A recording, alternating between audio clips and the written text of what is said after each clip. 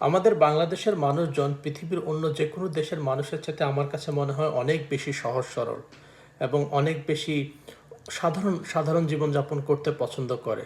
বরং যে শাসক গোষ্ঠী আছে তারাই অনেক বেশি শোষণ এবং অবিচার নির্যাতন করে থাকে।